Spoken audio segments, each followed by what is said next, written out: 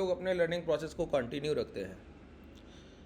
कल के सेशन में हम लोगों ने ट्रेड द ट्रैप के कॉन्सेप्ट को सीखा था और उसके पहले दोपहर के सेशन में मंथली मूविंग एवरेज एमएमए के सेटअप को हम लोगों ने सीखा। एमएमए के सेटअप को जब आप लोग सीख रहे थे तो वहाँ पर हम लोगों ने एक पॉइंट को मिस आउट कर दिया। उतना समय नहीं रहा कि ट्रेड प्लान आपका क्या होगा, ये पॉइंट हम लोगों ने वहाँ डिस्कस नहीं कर पाया था। अगर आपने एमएमए और ट्रेड द ट्रैप का सेशन अभी तक नहीं देखा है तो नीचे डिस्क्रिप्शन में आपको टेलीग्राम और व्हाट्सएप कम्युनिटी का लिंक मिल जाएगा। वहाँ पर मैं दोनों सेशंस को पोस्ट करा दूंगा, वहाँ से जाके आप डायरेक्टली देख सकते हैं, या फिर इस चैनल को ओपन करके भी आप वन बाय वन एक एक सेशन को देख सकते हैं। ठीक है, अब देखिए ये निफ्टी का प्राइस एक्शन है। ठीक है, एक एक पॉइंट को अगर आप बहुत ज़िम्मेदारी से सुनेंगे तो इस सेशन के लास्ट तक, एंड होने तक आपके प्राइस एक्शन के बहुत सारे कॉन्सेप्ट क्लियर होंगे। बहुत छोटे छोटे से लॉजिक्स होते हैं, लेकिन एक एक लॉजिक दूसरे लॉजिक से जुड़ा होता है। ठीक है, इसीलिए जब हम प्राइस एक्शन को सीख रहे होते हैं ना, तो मैं आपको बोलता हूँ कि हमको 3 रीज़न चाहिए होते हैं ट्रेड करने के लिए। आप लोग ट्रेड एंट्री करते हैं ना, तो एंट्री के लिए 3 कारण चाहिए होते हैं। अब 3 रीज़न कभी हम एक सेशन में नहीं सीखते, अलग अलग सेशंस में। जैसे कल हम लोगों ने डेली मूविंग एवरेज पर, एक दिन के एवरेज पर 21 का एवरेज हम लोगों ने देखा एक दिन के टाइम फ्रेम पर, तो वो एक महीने का प्राइजेक्शन हुआ। ठीक है, ऐसे ही अगर मंथली पर आपकी बाइंग बन रही है और प्राइजेक्शन भी आपको कुछ कह रहा है खरीदारी के लिए, वहाँ पर एक डोजी का फॉर्मेशन हो रहा है, लोअर विक बड़े बन रहे हैं, तो ये जो प्राइजेक्शन को ट्रेड करने के तरीके हैं ना, इनको एक साथ रखना होता है। मल्टीपल कन्फर्मेशन जिसको हम बोलते हैं, कि प्राइस में हाई ब्रेक भी हो रहा है, मूविंग एवरेज से भी खरीदारी उठ रही है, आरएसआई से भी उठ रही है, फिबोनाची रिट्रेसमेंट भी बोल रहा है कि खरीदारी करने। जब 4 तरीके के खरीदार एक ही जगह पर एक्यूमुलेट करेंगे तो फिर प्राइस में ट्रैपिंग की संभावना कम हो जाती है, बशर्ते आपका एसएल एरिया सही हो। अच्छा, कई लोग इस बात को लेकर बड़ा कंफ्यूज रहते हैं कि स्टॉप लॉस एरिया कैसे प्लान किया जाता है। एसएल एरिया प्लान करने का क्या तरीका है? देखिए, कोई भी ट्रेड एग्जीक्यूशन आपके द्वारा किया जाए, उसका एसएल एरिया मात्र एक प्राइस होता है, स्विंग लो। ध्यान रखिए इस बात को। अगर आप शॉर्ट प्लान कर रहे हैं तो आपका स्टॉप लॉस एरिया है स्विंग हाई। अच्छा, स्विंग हाई और स्विंग लो के पीछे सिर्फ एक वर्ड आपको और यूज़ करना है, प्रीवियस स्विंग लो। अब कई लोग बोलेंगे कि मेरा एसएल बड़ा हो जाता है जब मैं स्विंग लो के लिए जाता हूं। जैसे यहाँ पर अब आपकी खरीदारी बने और ये हाई निफ्टी के ब्रेक हो जाए। देखिए, पहले तो एक बात समझ लीजिए, प्राइस एक्शन का छोटा सा कॉन्सेप्ट। कोई भी 90 डिग्री के एंगल का प्राइस कभी भी सस्टेनेबल नहीं होता है। मैंने कई बार इस बात को दोहराया कि अगर कोई रैली इस तरीके से आई है कि एक कैंडल, दूसरा कैंडल और तीसरा कैंडल, ठीक है, तो ये प्राइस सस्टेनेबिलिटी नहीं रखेगा। अब ये प्राइस का रुकना बड़ा मुश्किल है, क्योंकि आपने सिर्फ एक स्तर पे खरीदारी की और उसी स्तर के अनुसार प्राइस ने एक बड़ा इम्पैक्ट मोमेंटम दे दिया। अब इस मिडिल रेंज में आपने कोई बाइंग नहीं की, ये निचले स्तर की खरीदारी का प्रभाव है कि भाव इतना ऊपर पहुंच गया। अब बताइए, हायर लेवल पर एक छोटी सी सप्लाई प्राइस को पूरा का पूरा गिरा देगी कि नहीं गिरा देगी? क्योंकि बीच में आपने कहीं मजबूती दिखाई ही नहीं, ये तो सिर्फ मोमेंटम में प्राइस गया, तो पूरा प्राइस का मोमेंटम खोखला होता है सर। खोखला समझते हैं कि यहाँ पर ना कोई बायर है, ना यहाँ पर कोई बायर है, ना यहाँ पर कोई बायर है। अच्छा, खरीदारी कब होती है?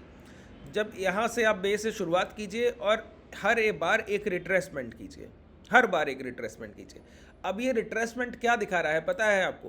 कि आप एक मोमेंटम के बाद प्राइस में जब बिकवाली की शुरुआत हुई तो दोबारा खरीदारी की जरूरत पड़ी, मतलब यहाँ भी बायर बैठे हैं। एक बार फिर प्राइस चलने की शुरुआत हुई तो फिर प्राइस ने रिट्रेसमेंट किया, मतलब यहाँ भी बायर बैठे हैं। प्राइस ने फिर चलने की शुरुआत की तो रिट्रेसमेंट किया, यहाँ भी बायर बैठे हैं। तो एक तो प्राइस का मोमेंटम धीमे है और हर जगह खरीदारी की ज़रूरत पड़ रही है। ये एक स्ट्रॉन्ग प्राइस एक्शन है। कहीं से बड़े सेलर शॉर्ट सेलिंग की कोशिश करेंगे ना, तो ये बायर प्राइस को रोक लेंगे, प्राइस को बेस तक नहीं जाने देंगे, एक डाउनफॉल की तरफ नहीं जाने देंगे। बात क्लियर हुआ?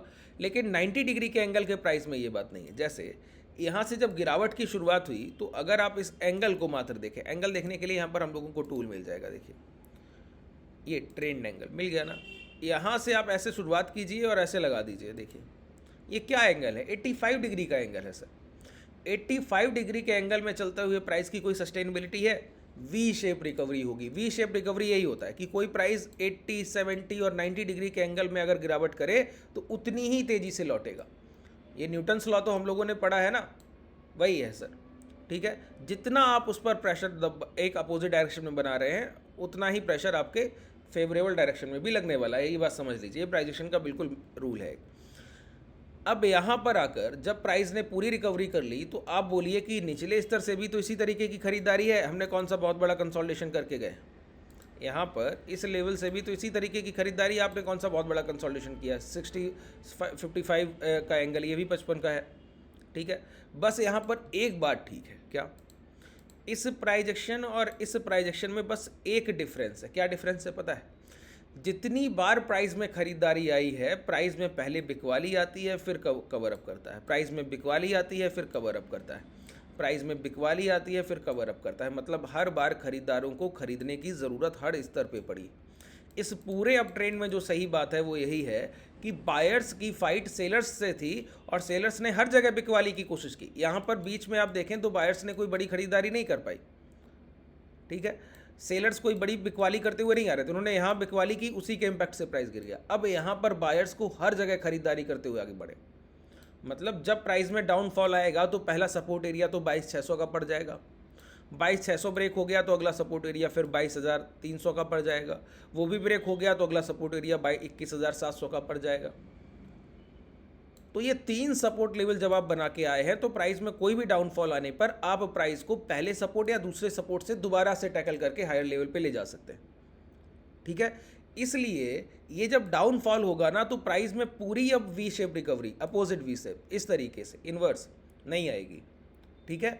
तो यहाँ पर हम एक बात देख रहे हैं कि प्राइस में मोमेंटम तो शार्प हुआ है, हायर साइड भी, लेकिन इसके अगर तुलनात्मक रूप से सेलर से देखा जाए तो बायर यहाँ पर एक स्ट्रॉन्ग मोमेंटम हायर साइड करके गए। बात क्लियर हुआ? ये 90 डिग्री के एंगल को समझना बहुत ज़रूरी है। अब आप मुझसे पूछिए कि यहाँ पर अगर आप लॉन्ग करने जाएंगे तो आपका एसएल एरिया क्या रहेगा। देखिए, पहले तो ये कौन से कॉन्सेप्ट पे लॉन्ग होगा? ट्रेड द ट्रैप, जो कल सेशन किया। ट्रेड द ट्रैप में हम लोगों ने क्या सीखा? एक एक पॉइंट को दोहराना है, ठीक है। ट्रेड द ट्रैप में हम लोगों ने सीखा कोई भी प्राइस अगर एक रेंज में कंसोलिडेशन करता है तो कंसोलिडेशन बिहेवियर एक बायर्स बिहेवियर है कि खरीदारों ने यहाँ पर खरीदारी की, ठीक है। जब खरीदारों ने खरीदारी की है तो प्राइस को हायर साइड जाना चाहिए, लेकिन प्राइस क्या करता है, जब इन्हीं इंस्टीट्यूशन बायर्स के साथ रिटेलर्स की पोजीशन ज़्यादा हो जाती है तो इन रिटेलर्स को एग्जिट वेव लेकर आता है। एग्जिट वेव का मतलब क्या है कि आपके एसएल एरिया जहाँ भी प्लान होंगे उस स्तर तक प्राइस को पहले गिराया जाएगा। तो प्राइस में पहले डाउनफॉल लाया गया, तो जहाँ पर आपको एग्जिट थे वहाँ तक प्राइस को गिराया गया, एसएल हिंटिंग आपकी की गई। बेसिकली ये आपके स्विंग लो सबसे बड़े स्टॉप लॉस एरिया थे, प्राइस ने पूरी क्लोजिंग इसके नीचे तक, बहुत नीचे तक दी। फिर प्राइस ने रिकवरी किया, रिकवरी करने के बाद रीटेस्ट, रीटेस्ट के बाद हाई ब्रेक और हाई ब्रेक के बाद मोमेंटम। अब हम दोबारा उसी रेंज में आ गए। तो ट्रेड द ट्रैप का मतलब हुआ एक कंसोलिडेशन एरिया जैसे ये हुआ, उसके लो ब्रेक हुए तब हमको शॉर्ट सेल नहीं करना है क्योंकि ये एक बायर्स बिहेवियर है। प्राइस लौट कर आया, लौट के आने पर यहाँ पर दोबारा से कुछ समय गुजारता है, मतलब प्राइस अपनी पिछली ट्रैपिंग जोन में लौट कर आ गया। तो हम लोगों ने एक लाइन को कोट किया था, ध्यान कीजिए। क्या कोट किया? ये कोट किया कि अगर कोई एक ट्रैप बायर्स के लिए बिछाया गया तो बायर्स को निकलने का मौका नहीं दिया जाएगा।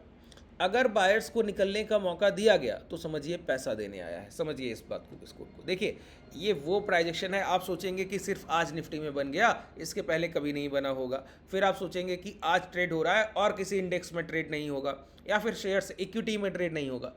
अभी रिसेंटली मैं आपको बताऊं, आप निफ्टी, ये निफ्टी की पूरी रैली जो आई है ना, ये निफ्टी आईटी की वजह से आई, ठीक है। पूरा IT sector he out perform कर रहा है। 3-3.5% ऊपर अगर फ्राइडे को आप देखेंगे तो आईटी सेक्टर की क्लोजिंग है, ठीक है। और सिर्फ एक दिन की ये अप ट्रेंड नहीं है, ये उसके पिछले सेशन का भी अप ट्रेंड है, उसके पिछले सेशन का भी। 4 तारीख को आईटी सेक्टर में डाउनफॉल हुआ था, हम लोग 31,700 के लेवल के आसपास कहीं आए थे, 32,400 से गिरावट के ऐसा कुछ हुआ। तो वहाँ से 31,700 से हम लोगों ने रिकवरी की है, दोबारा डे हाई पे जाके क्लोज किया और फिर अगले दिन से 5 तारीख से लगातार हम लोग बुलन में। अब यही प्राइजेक्शन, ये आईटी सेक्टर की वजह से रैली आई। तो यहाँ पर जब ट्रेड द ट्रैप बन रहा है ना, तो आईटी सेक्टर के सारे शेयर्स, देखिए मैं आपको एक ही बात बोलता हूँ, सारे इंडेक्स अपने इंडिविजुअल शेयर्स के रिफ्लेक्शन होते हैं, दर्पण की तरह होता है। आप सोचते हैं एक प्राइस एक जगह बन रहा है, नहीं। अगर कोई प्राइस इंडेक्स में बिल्ड हो रहा है ना, तो उसके अंडर जो स्टॉक्स ट्रेड कर रहे हैं, जो शेयर्स इक्विटी ट्रेड कर रही है, वो सारे शेयर्स में कहीं ना कहीं उसी तरीके का प्राइजेक्शन बिल्ड हुआ होगा। ये बात समझ लीजिए। अब देखिए, यहाँ पर दोबारा प्राइस लौट कर आया, मतलब ट्रैप जोन में लौट कर आ गया। अगर बाजार बायर्स को निकलने का मौका देने आया तो समझिए क्या पैसा देने आया। यहीं पर ट्रैपिंग को ट्रेड करना है ना, कि जब पैसा देने आया तो उस पैसे को भी हमको लेना है। कैसे? अब यहाँ पर जैसे ही एक कैंडल से ये हाई ब्रेक होंगे तो हमको लॉन्ग करना है। जब तक ये हाई ब्रेक नहीं हो रहे तब तक नहीं करना है। जैसे अब हमारी खरीदारी निफ्टी में कब होगी? जब 23,330 के ऊपर डेली एक आवरली क्लोजिंग एक कैंडल की मिलेगी, फिर उसके हाई ब्रेक होने लगेंगे तो आपकी एंट्री होगी और ये एक अच्छा अप ट्रेंड का मोमेंटम होगा। ठीक है। अच्छा, ट्रेड द ट्रैप आपको मैं और दिखा दूं। देखिए यहां पर देखिए, डेली टाइम फ्रेम पर आ जाइए सर। हम लोगों ने क्या किया बताइए? एक लोअर लोज के फॉर्मेशन में हम लोगों ने बेस बनाया, ये एक पैरेलल बेस बनाया। ठीक है। अब ये कंसोलिडेशन रेंज है। एक इतनी बड़ी गिरावट के बाद अगर कोई प्राइस अपने प्रीवियस स्विंग लो को सेव करते हुए यहाँ पर कंसोलिडेशन कर रहा है, मतलब एक्यूमुलेशन चल रहा है। सप्लाई तो पहले से थी और सप्लाई के अगेंस्ट में डिमांड आ गई होगी, तो डिमांड और सप्लाई बराबर हो गई। जब डिमांड सप्लाई बराबर हो गई तो प्राइस ने क्या कर दिया? कंसोलिडेशन। ना तो प्राइस अप ट्रेंड में ना डाउन ट्रेंड में। अब इतना एक्यूमुलेशन हो गया कि रिटेलर्स भी इसमें खरीदारी कर रहे थे। हमारे ट्रेडर्स के पास हाई क्वांटिटी में विप्रो रखा हुआ है, बहुत हाई क्वांटिटी हम लोगों ने खरीदारी की है। 450 का स्तर, 440 का स्तर, 430, 460, ये बाइंग रेंज है हमारा। और विप्रो में हम लोगों के जो टारगेट है वो मिनिमम टारगेट पहला ATH है, ऑल टाइम हाई। ठीक है। अब ATH आप बोलेंगे ये ATH, ये ATH नहीं है सर विप्रो का ATH यहाँ पर लगा हुआ है। देखिए ये हमारा पहला टारगेट है। ये हम लोगों ने एक बड़ी कंसोलिडेशन रेंज बनाई थी। इस बड़ी कंसोलिडेशन रेंज का ब्रेकआउट हुआ, रिटेस्ट किया, रिटेस्ट पे दोबारा एक्यूमुलेशन किया। अब हम दोबारा इस हाई को ब्रेक करने की तरफ बढ़ रहे हैं। इस हाई को ब्रेक कर हमारा ये टारगेट 600 और उसके बाद ये 700, ये ऑल टाइम हाई को हम ट्रेड करेंगे। और मैं आपको बताऊं, विप्रो के हम ATH ऑल टाइम हाई भी इस बार ब्रेक करेंगे और हमारे टारगेट लगभग इस पूरी रैली को अगर हम इस हाई से जोड़ देते हैं तो हमको एक टारगेट मिलता है। देखिए मैं आपको समझाऊं, टारगेट निकालने का पार्ट भी आप लोगों को, बहुत कम लोगों को पता होगा, है ना। बहुत सारी चीज़ें सर बाज़ार में हैं जो आपको सीखनी चाहिए। एक एक करके ही मैं चीज़ों को आपको सिखा पाऊँगा। आपको उतना पेशेंस और धैर्य के साथ चलना होगा, या फिर आप क्लासेस में भी आ सकते हैं। क्लासेस का जो डिटेल्स है वो आप कांटेक्ट करके ले सकते हैं। नीचे डिस्क्रिप्शन में आपके पास कांटेक्ट डिटेल भी है, टेलीग्राम का लिंक भी है, वहाँ से आप डायरेक्टली कांटेक्ट करके भी सेशंस एनरोल कर सकते हैं। वहाँ से बेनिफिट ये है कि हम लोग हैजिंग में काम करते हैं। हैजिंग में काम करने का बेनिफिट ये है कि हम लोग सर घाटा नहीं लेते, कम कमाते हैं, कभी लॉसेस पे काम नहीं करते। इस पूरे मोमेंटम को 733 से ये जो लो लगे कितने, 375, तो 730 से 380 मान लीजिए, 480, 580, 680, 300 पॉइंट ये हो गया और 50 पॉइंट एक्स्ट्रा, तो लगभग 350 पॉइंट का ये डाउन ट्रेंड है। ठीक है। अब 350 पॉइंट के डाउन ट्रेंड को अगर आप यहाँ पर 700 में जोड़ देंगे तो आपका पहला टारगेट निकल कर क्या आएगा सर, 1050, 1100। तो 700 को ब्रेक करने के बाद प्राइस का पहला टारगेट 1100 है। इस विप्रो के प्राइस को नोट डाउन कर लीजिए, 1 से 1.5 साल के अंदर हम लोग 1100 के प्राइस को टच करेंगे। ठीक है। और ये इतना बेहतरीन आपके लिए अपॉर्चुनिटी है, आप खरीदारी कीजिए, आपको समझ आएगा। ठीक है। हम लोग ट्रेड द ट्रैप पे बात कर रहे थे, ध्यान दीजिए। सिर्फ इक्विटी में बहुत अच्छा पैसा बनता है अगर आप लोग खरीदारी अच्छे से प्लान कर लें और उसको होल्ड करना सीखें। अभी आप टेलीग्राम को ज्वाइन कीजिए, हमारे ट्रेडर्स इक्विटी बाइंग करते हैं। जो भी हम लोग इंट्राडे की हेजिंग से पैसा कमाते हैं ना, वो हम लोग इन्वेस्टमेंट की तरफ ले जाते हैं। वहाँ पर वेल्थ क्रिएशन करते हैं लॉन्ग टर्म के लिए। जो भी पैसा कमाए, इंट्राडे में कुछ कमाए, उसको इन्वेस्टमेंट में डालना है। यही हमारा प्रॉपर तरीका है। ठीक है। एक बड़ी वेल्थ बनाने का। तो हमारे ट्रेडर्स अपना पोर्टफोलियो बिल्ड करते हैं। आप टेलीग्राम को ज्वाइन कीजिए, वहाँ पर आपको स्क्रीनशॉट्स मिल जाएंगे हमारे ट्रेडर्स की, वो किस तरीके से अपने पोर्टफोलियो को मैनेज कर रहे हैं। देखिए यहाँ पर ये, और छोटे ट्रेडर्स के, ठीक है, ऐसा नहीं है कि बहुत बड़ी अमाउंट के मैं आपको बता रहा हूँ। बहुत छोटे छोटे ट्रेडर्स जिनके पास कम पैसा है, उनके लिए मैं रिलेटेबल जो आप समझ पाए कि हाँ ये आप काम भी कर सकते हैं ये आसानी से। ठीक है। यहाँ पर ये क्या हुआ, प्राइस में कंसोलिडेशन चला, कंसोलिडेशन के बाद लो ब्रेक हुए, मतलब अब प्राइस में डाउनफॉल आना चाहिए। लेकिन अगर बाजार दोबारा निकलने का मौका दिया तो समझिए पैसा देने आया, तो प्राइस लौटकर दोबारा इसी रेंज के अंदर देखिए क्लोज करके। और ये जिस कैंडल से आया वो कितना पावरफुल कैंडल था, आप यहीं पर देखिए तो आपको अंदाज़ा लग जाएगा। इस तरीके से देखिए, प्राइस नीचे गया, लो ब्रेक किया और दोबारा तुरंत लौट कर अंदर आया। अब ट्रेड द ट्रैप, तो जैसे ही प्राइस यहाँ से निकलता है तो देखिए अभी हम 484 ट्रेड कर रहे हैं। इसका टारगेट अब क्या बन गया, विप्रो का पहला टारगेट तो 544, ये तो डेली टाइम फ्रेम पर मिनिमम है। ठीक है। अच्छा, ये सिर्फ विप्रो की बात नहीं है, HCL टेक, IT पूरे सेक्टर में आपको बनते हुए दिखेगा, एक रेंज की बात ही नहीं। यहाँ पर देखिए हमको 1700 से करेक्शन मिला और हम लोग जहाँ ट्रेड कर रहे थे 1300 पे ट्रेड कर रहे थे। 1300 पर एक अच्छा हैमर फॉर्मेशन हमको मिला, एक कंसोलिडेशन रेंज के ब्रेकडाउन हुए, सारे एसएल हंटिंग हो गई जिन लोगों ने यहाँ एक्यूमुलेशन किया, एसएल हंटिंग के बाद प्राइस निकला। तो देखिए रिटेलर्स का वेट, छोटे खरीदार जहाँ से एग्जिट कर लेते हैं वहाँ पर मोमेंटम शार्प हो जाता है। यही बात मैं अभी निफ्टी और बैंक निफ्टी के लिए बोल रहा हूँ कि हम लोग 23,300 ट्रेड कर रहे थे, 23,300 के आसपास से हमको डिप मिला। हम लोग कहाँ 21,000 के आसपास के लो लगाकर 21,600 700, ये देखिए 21,200 के लो लगाकर हम लोग आए 300 के। तो ये सारे एग्जिट हो गए रिटेलर्स, ये इंस्टीट्यूशन ने कोई एग्जिट पोजीशन नहीं लिया, रिटेलर्स को बाहर कर दिया। तो अब ये मोमेंटम बहुत शार्प हो गया। आपने 3 सेशन का मोमेंटम देखा है निफ्टी का, प्राइस बहुत हल्का हो जाता है जब छोटे खरीदार वहाँ से बाहर निकलते हैं। इसीलिए ट्रेड द ट्रैप इतना इफेक्टिव मोमेंटम है कि जब भी आप इसमें एंट्री करेंगे तो इसका मोमेंटम बहुत शार्प आपको मिलता है। आपके टारगेट जो हिट करेंगे, जो भी आप सोचेंगे कि 4%, 5%, 8% आपको चाहिए, वो आपको with in a 2-3 session, 4 session, 10 session, ऐसे 15-15, 18-18% 5 से 6 दिन में मिलता है। तो आपका अपॉर्चुनिटी बहुत अच्छा है। अच्छा, अब एसएल, आप कोई पूछे कि स्टॉप लॉस, अरे सर आपकी एंट्री इस रेंज पर हो रही है 1350, इस रेंज के अंदर आते ही खरीदारी की जा सकती है। देखिए ब्रेकआउट के लिए अगर हम नहीं भी वेट करेंगे तो ये रिस्क इतना लिया जा सकता है यहाँ पर कि रेंज के अंदर ही बाइंग की जाए। ठीक है, अब इसका एसएल एरिया सर स्विंग लो। अब प्राइस मैं आपको दावे से बोलता हूँ, एचसीएल टेक में कितनी भी बिकवाली आ जाए, अब इस प्राइस में 1235 के नीचे की क्लोजिंग नहीं मिलेगी। सबसे पहले ये प्राइस 1700 चल कर जाएगा, ध्यान रखिए इस बात को। सबसे पहले प्राइस क्या करेगा सर? सबसे पहले प्राइस 1700 चल कर जाएगा। ठीक है, ये बात। अब इस तरीके के जब आपकी एंट्रीज होती हैं और ये स्विंग लो पर इतना बिलीव होता है, क्यों? ये खरीदारी का आखिरी भाव। स्विंग लो का मतलब क्या है सर? 100 का प्राइस 110 जा रहा था, वहाँ से वो रिटर्न हुआ, रिटर्न होकर वो 105 तक आया, अब 105 से चला तो इस बार 120 हो गया। तो किसी ने खरीदारी की है ना इस गिरते हुए प्राइस में, तभी तो ये 15 पॉइंट की रैली है। अब ये 15 पॉइंट की रैली किसके इंपैक्ट से होगी? जो 110 से 105 के बीच में रिट्रेसमेंट हो रहा था, इस रेंज में जिन लोगों ने खरीदारी की। कोई बड़ा खरीदार इस रेंज को खरीद कर गया, तो इस रेंज को जब उसने खरीदारी की होगी, मैं पूछूं इस बायर का लास्ट बाइंग प्राइस बता दीजिए, तो आप बोलेंगे प्राइस गिरकर 105 के नीचे तो आया ही नहीं, तो उसके हद तक लास्ट बाइंग प्राइस हो सकता है तो 105 हो सकता है, इसके नीचे उसकी कोई बाइंग नहीं हुई। मतलब कोई भी सेलर जब तक इस बायर को काट कर नहीं जाएगा तब तक आप एग्जिट नहीं कीजिए। यही बड़ा खरीदार है, इसी पर हम भरोसा कर रहे हैं।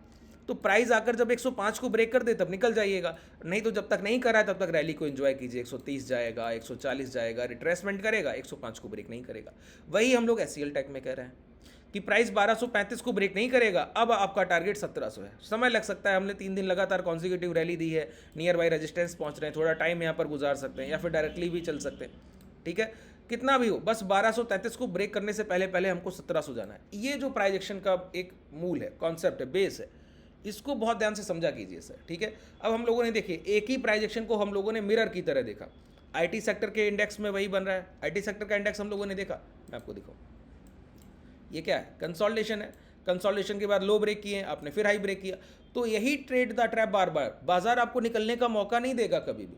ठीक है, अब देखिए कंसोलिडेशन के बाद, कंसोलिडेशन एक बायर का ऐसा बिहेवियर है कि वहाँ से अगर डाउनफॉल में प्राइस जाता है तो अभी तो आप उसको ट्रेड कर लीजिए, लेकिन वो उस रेंज के बाहर अंदर लौट कर आएगा ज़रूर एक ना एक बार। जैसे आईटी सेक्टर यहाँ पर कंसोलिडेशन कर कर आया, यहाँ पर कंसोलिडेशन कर कर आया, और जैसे इस रेंज को ब्रेक किया यहाँ फिर कंसोलिडेशन किया, तो इस रेंज से भी बाहर जा रहा था, अब इसके अंदर लौट आया है, इसके अंदर भी लौट कर आ गया है, अब इसके बाद इस रेंज के अंदर भी लौट कर आएगा।